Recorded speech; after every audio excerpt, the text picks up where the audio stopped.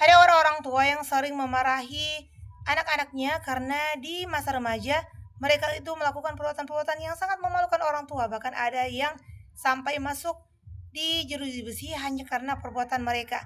Dan orang tua alhasil terpanggil di kantor polisi hanya untuk menyaksikan perbuatan anak mereka. Dan orang tua itu sangat-sangat murka dan sangat-sangat marah atas peristiwa itu. Namun sebenarnya apa sih? Kamu penasaran? Ada suatu kejadian yang pernah aku saksikan sendiri di masa kecil sehingga mendatangkan akibat yang sangat-sangat fatal ketika anak mereka sudah remaja dan orang tuanya hanya masih bertanya tentang kesalahan anaknya. Apakah mereka? Yuk kita simak video aku sampai selesai. Assalamualaikum warahmatullahi wabarakatuh. Sekarang begitu banyak sekali anak-anak yang sering meresahkan orang tua. Ada orang tua yang bahkan sangat tertunduk malu dengan kejadian yang menimpa anak-anak mereka. Bahkan ada anak-anak yang dipanggil di kantor polisi ya, dan orang tua itu harus menghadap hanya demi untuk memberikan pernyataan tentang perbuatan anak mereka. Padahal di masa kecil mereka melakukan hal ini. Apakah hal ini? Dulu aku pernah menyaksikan sendiri ada seorang ayah yang melakukan hal ini kepada anaknya, anak lelakinya.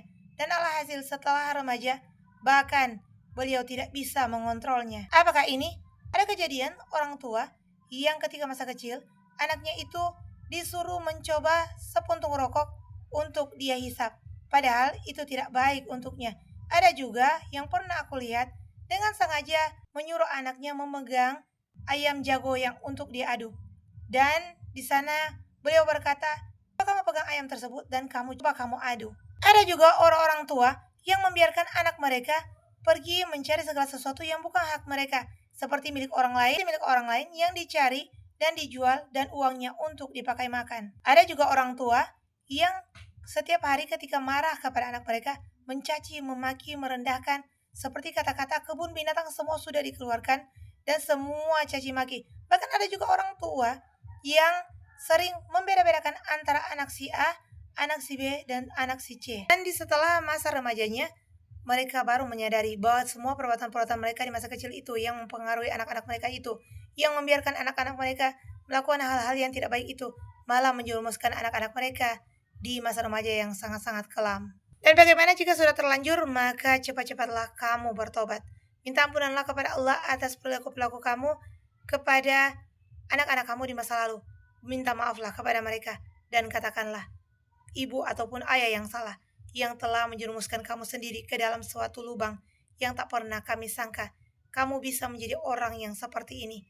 Dan banyaklah muhasabah diri, minta ampunan kepada Allah, karena sesungguhnya anak-anak contoh perilaku orang tuanya. Ketika kamu melakukan hal yang seperti ini kepada anak kamu, jangan pernah kamu menyalahkan mereka di masa tua, karena mereka membuat masalah demi masalah yang akan menjerumuskan kamu. Ingat, dan sebaik-baiknya manusia yang sering bersalawat kepada baginda Rasulullah, Allahumma shalli ala sayyidina Muhammad wa ali sayyidina Muhammad. Jalan-jalan ke Pulau Bali, jangan lupa pulang untuk membeli kain Bali. Hidupmu banyak orang pembenci, selawatin aja agar terus bisa menjaga hati. Wassalamualaikum.